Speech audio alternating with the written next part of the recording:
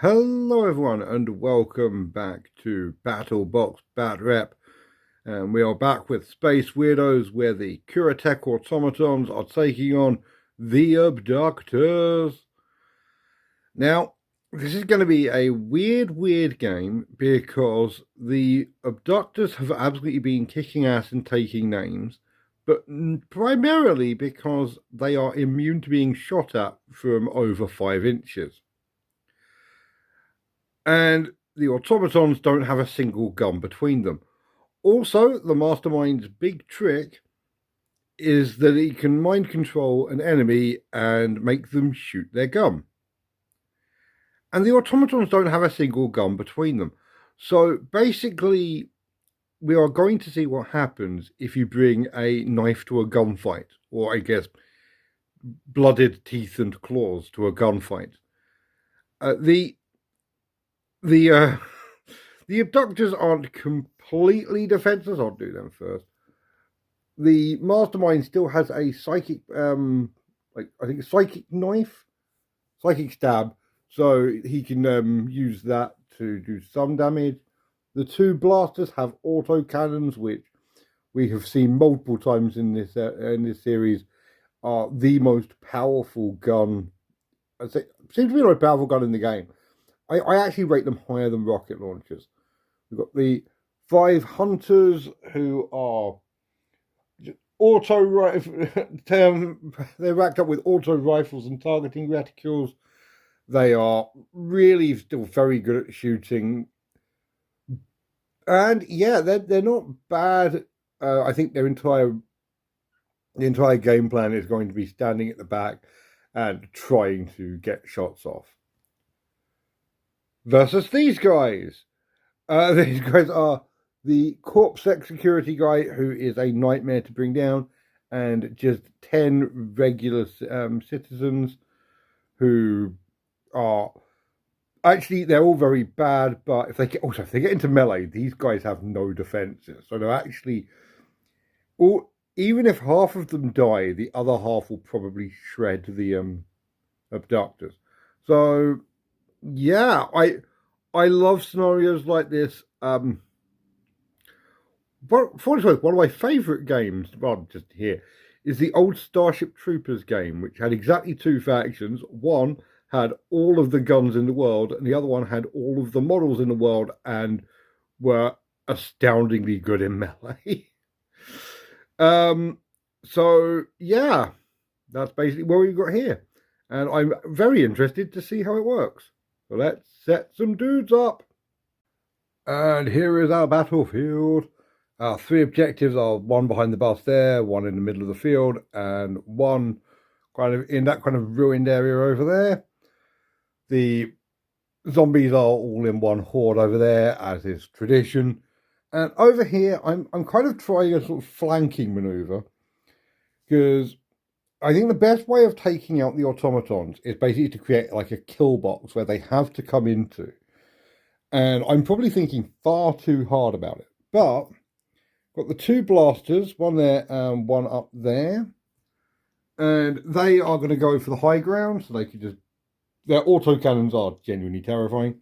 Got 2 dudes there, 1 dude up there, and 2 dudes in the middle, who are going to sort of stay on the ground, but so they can move around and just keep putting firepower into them.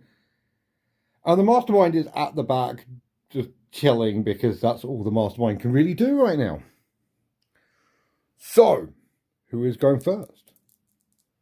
We have the abductors get a 6 versus the 10 for the automatons. Cool. I will be back after I've done some movement. I may as well do them. If any of them can even get in range. The corporate security has moved up, and so has this blaster. It's taken 2 action points to get up there. Going to shoot the boss, and both sides are going to spend a command point because the boss wants to stay alive, and he ran, so he's -1 dice type. So the boss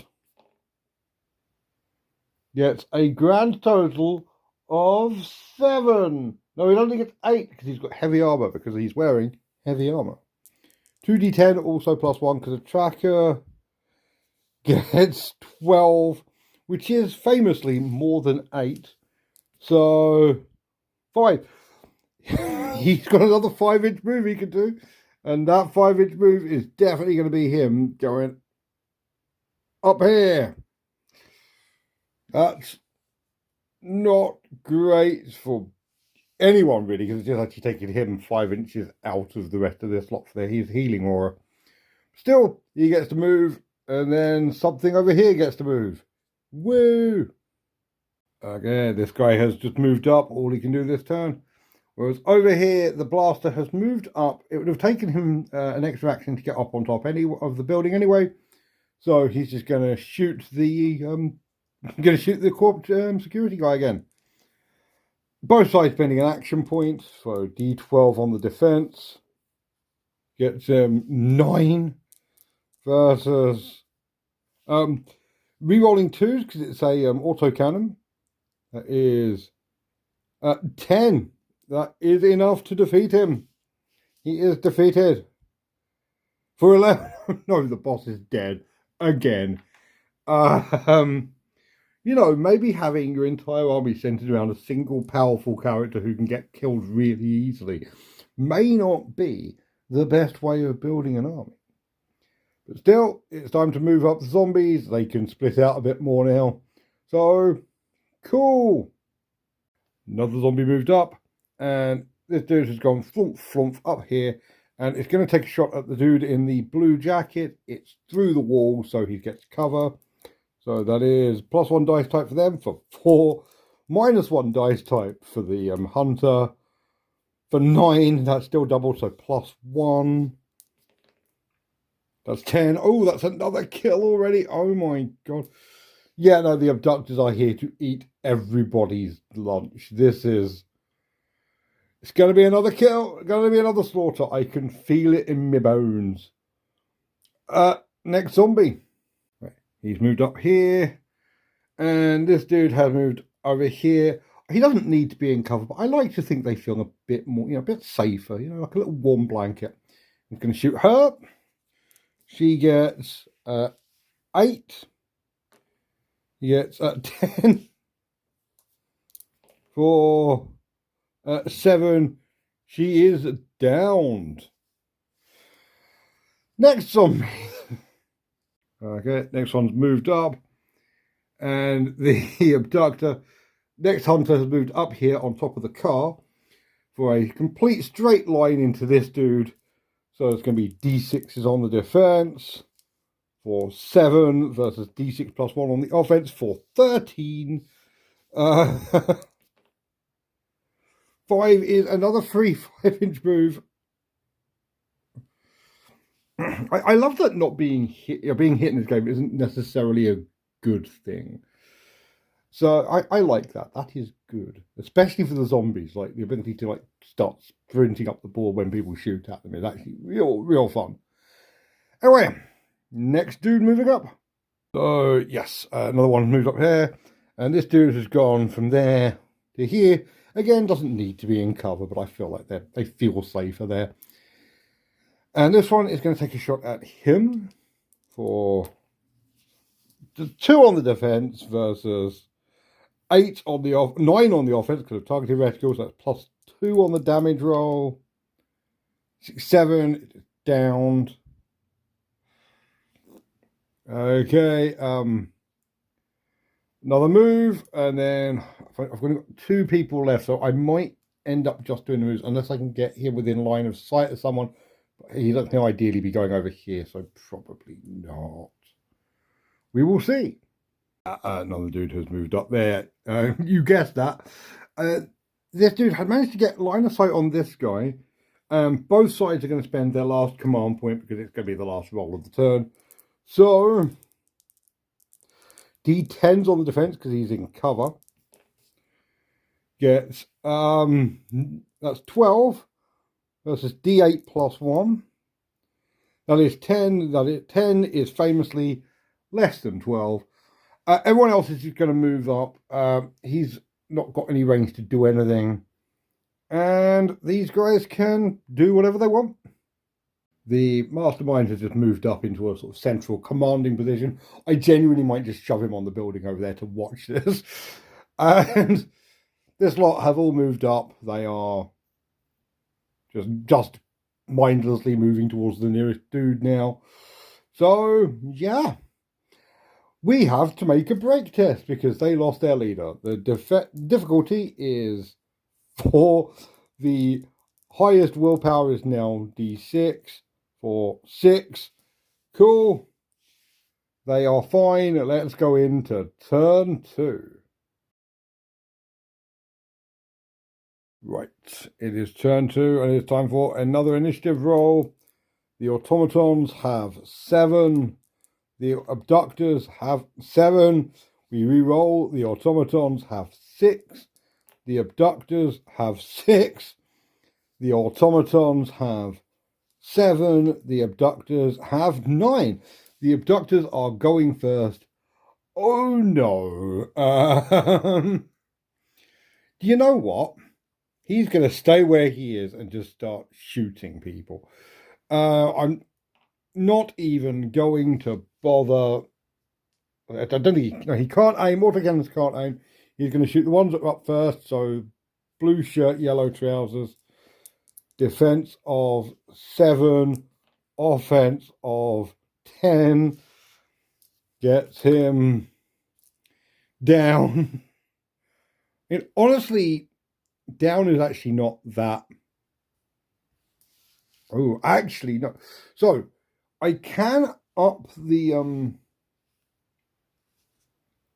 you can upgrade from down to staggered, but you can't upgrade from staggered to dead. So I could see about if I can basically take out these two. This lot are all blocked behind them. So I'm gonna shoot her. She has a defense of 5 versus an offense of rerolling 1s and 2s. 5 versus 11, so sorry, 12. That's +1 to the damage roll as well. So yes, she is actually staggered. Yeah, he's making a little roadblock now, so they can just stay. They have to stay there and move around. Ooh, that's fun. Tactics. Behold tactics. Shooting that one again.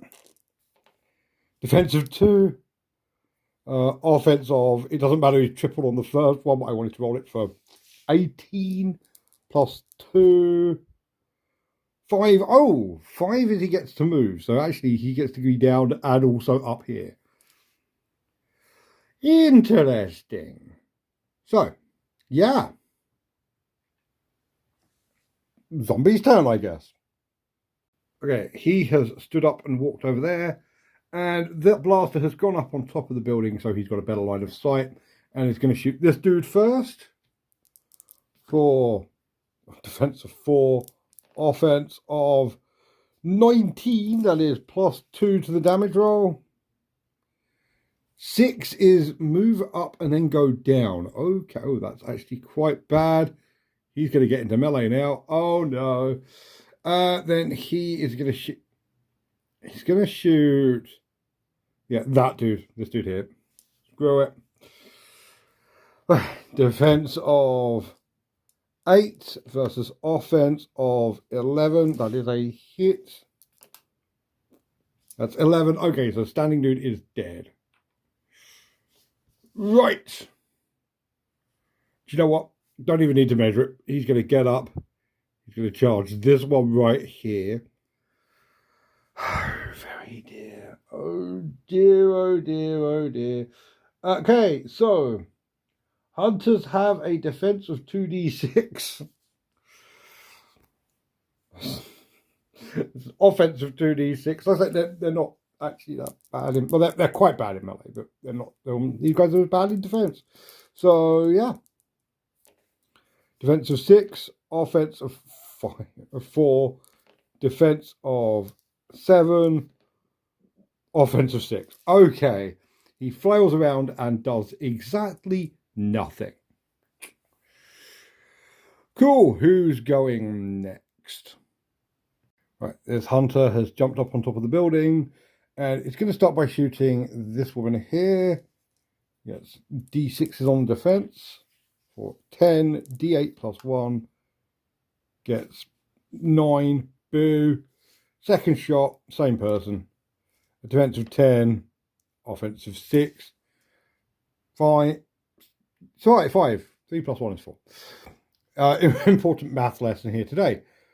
Okay, going to keep moving. It's going to be that dude next. And then we're going to keep, move and shoot. Okay, he's over there. And he has disengaged. It's taken him 2 actions, but he can now shoot him. So, defense of 10. Offense 8. Oh my god.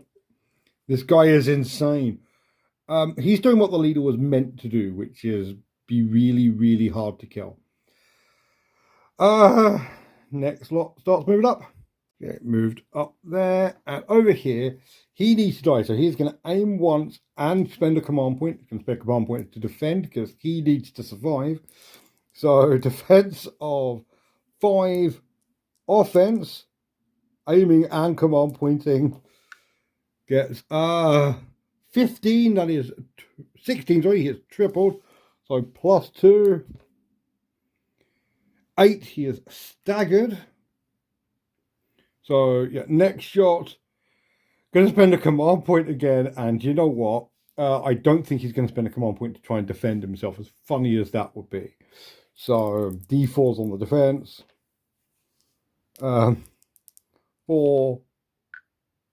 Versus... Oh, no, versus 3. That you can't re-roll. Oh, what? It's not altogether. Amazing. Absolutely amazing. I love this guy so much. Next guy, as we continue to desperately try and kill this one zombie. Excellent. Another dude has run up, but more importantly, the mastermind is getting involved to use mind stab on this guy. He's also going to use a command point, and the zombie is going to not spend a command point and laugh. They use their entire thing. So that is defense of 7. This guy has psychic fortune. Psychic focus. So 2d12 plus 1. It's 13. Doesn't even double it, but it's still plus 3 because mind stab is really quite powerful when it goes off. Okay, so he is finally dead, but it has taken an inordinate amount of firepower, including the leader having to actively psychically crush him to get it. Like, this entire side is shot and only one person is dead. That's insane. I've got, those 2 hunters left to do something with. But again, there's not that many left. There's a lot of zombies still. Oh no. Let's keep moving up. Okay, another dude moved up. You know how this works by now. He is aiming once and he's going to shoot down onto this dude, who is going to spend a command point because he's got a command point, may as well use it. D8's on the defense. That is 40 versus 16. That is a hit. Not a great hit, but it doesn't need to be. It's 8. That is staggered. Going to shoot him again, and this time, weirdly, not going to spend a command point on the staggered zombie. So 3 versus 12. That is 4 times, but unfortunately only goes up to plus 2. 7 down, so downed and staggered, but still not dead. And actually putting him down means I can't shoot him with that guy now. Cool, this is going so well. Great. Excellent. Do you know what? Next up, I am going to try and revive her, because if I can do that, then this will have far more less impeded actions. I'm going to spend a command point on it. So difficulty of 11, 10. Oh no! Second attempt. Difficulty of 8. No. Third attempt. Difficulty of 8. No. Oh no. Now I need to work out what I'm going to do with the last hunter over there. The plan I've chosen is get the high ground and shoot down. So yeah, he's going to try shooting the stagger dude again. Defensive D4. He's not going to aim, by the way. There's important one here. So that defense of 4, offense of 12. That is 3 times, so +2. 5, can't move, he's staggered. Second shot, defense of 7. Offensive 8, that is a hit. 5, again, can't move. Last 2 dudes have got to work out what the hell they're going to do trying to get around her. So, yeah, staggering the ones in front, especially when the enemies are really slow, is a really, really good idea. So, more of that. Okay, last 2, he moved over here and he managed to get a line over there. So, yes, we're on to turn 3. The zombies are actually kind of applying way more pressure to the center, but they're losing a lot of people.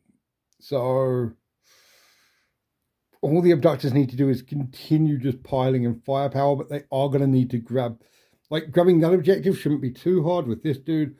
But over there, they're going to need to keep them off the other 2 or run for a complete wipe in the next 2 turns. So that might be fun. But before that, are they broken?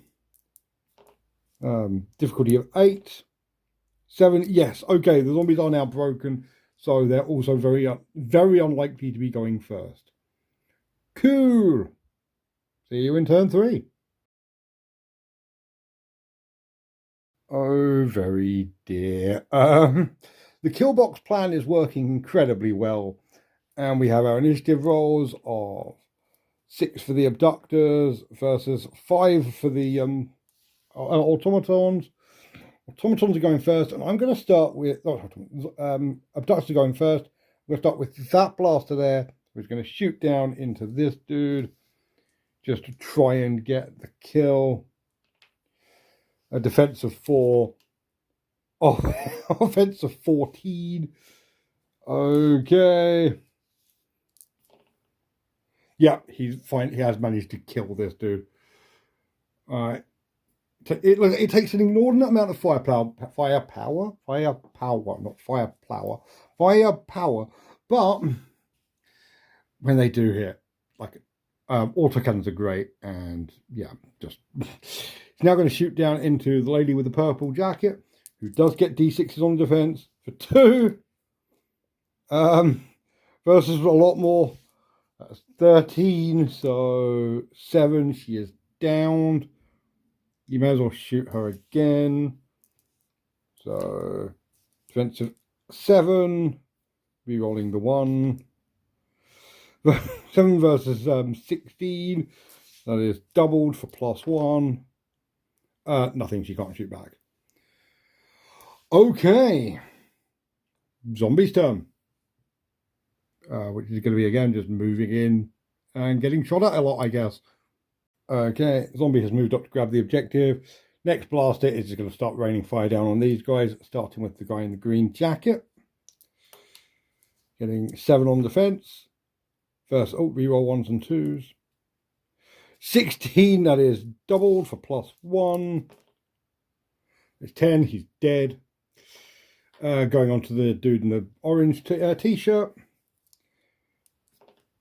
It's 7 versus 12. For 7, he is downed. I might as well just shoot him again. There's not much. He could try and take out her, but I don't think she's going to do much the rest of the game anyway. So yeah, I'm going to shoot him, the same guy again. Defense of 7.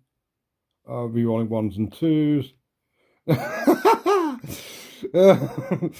Offensive 18. Unfortunately not triple, but still +1. No, he can't shoot back. He doesn't have a gun. So yeah, I guess, he's going to get up and just move. She's going to get up and move over here, ready to, I guess, do something next turn. Going to aim and shoot down at her. And I am, in fact, going to spend a command point on the zombie side to try and keep her alive as long as possible. So, D8s on the defense. Get 7 versus 11, so 11 is higher than 7 for instant kill. Blam. I am pretty sure the only other person he can see right now is her, so he's going to go for her. She gets D4 on the defense. I'm weirdly not going to spend a command point on this. He gets 5 versus 9, 10, so that is doubled. She's dead too. There's always one basic dude who just turns into an absolute sniper and just murders everything. He's the only last person who can activate. May as well just run out. I think this is going to be over quite quickly. He's going to aim, shoot down onto that dude. May as well spend a command point because there's nothing better to do now. May as well spend a command point on both sides, actually. So, yeah, shooting him. D8 gets me 10. D12 plus 1. That's 14. That hits. And kills. Oh, my God. Last shot into that one. Again, command point on both sides. Sod it. That is 11 versus versus 24. That is doubled, so plus 1. 4, and he can't, after all that, can't even shoot back. Yeah, the abductors have all of the turns now, so I'm just going to move over there, really grab that objective, shoot down twice using you know what, I've got 1 command point left, so I'm going to use 1 shot with D10s and the other one with D8s. Oh, there is no command points left, so it's D6s on their side. That is 11 versus 12. That is a hit. Can't shoot back. Second one, D6s versus D8s. It's 7 versus 11. Another hit. Still can't shoot back. Okay, he's going to jump down to here. Just get those lines. It's going to be in cover, but who cares at this point? D8 versus D8. Oh, that is 12 versus 15. That is a hit. That plus 1 is great. I just don't need to say that. Yeah, 12 is dead. That is a complete clean sweep, flawless victory for the abductors. They didn't lose a single model. Yeah, I think the kill box is how you beat the zombies. Yeah, just yeah. I'll see you in the debrief, but that's basically my conclusion there. So, fun. So it turns out if you use tactics in this game, it actually works surprisingly well. Just, yeah, setting up a kill box and just gunning all the zombies down worked absolute wonders. So, yeah, no real complaints or criticisms here. The abductors deserve that win quite spectacularly. And, yeah, So, we're at the end of the zombies run now. The CuraTek Automatons, to give them the name I very barely use for them. But yeah, I think if I did, I've said this before, but I think if I did Undead again, I'd probably do more of like a sort of a Strog from Quake kind of deal where they're zombies, but they still have like guns and they're like a bit faster. I just did a quick thought experiment to see what the most absolutely bonkers broken thing I could come up with was. And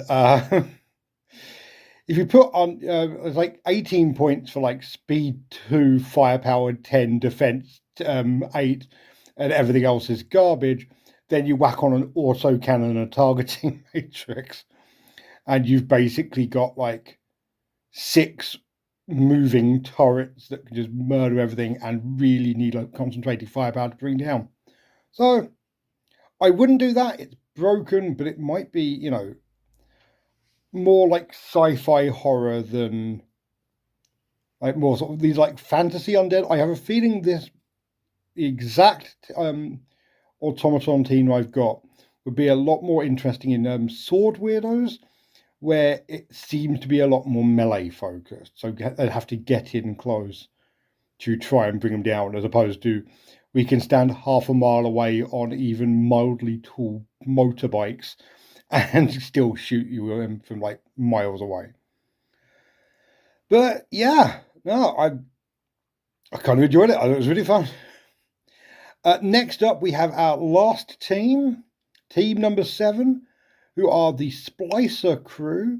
They're going to be criminals that have injected them, well, spliced to themselves with different alien DNA. So they're actually what I've just said for the automatons. They are incredibly powerful, close-ranged fighters, but unlike the automatons, they have guns, so they can at least do something in the first turn or two. And yeah, again excited to see where this goes. Very, very cool. If you're excited to see where this goes, remember to subscribe. Give me a comment down below how you think a bunch of street gangers will do against several interstellar militaries. And just, yeah, as always, thank you so much for watching and have a great night. Bye.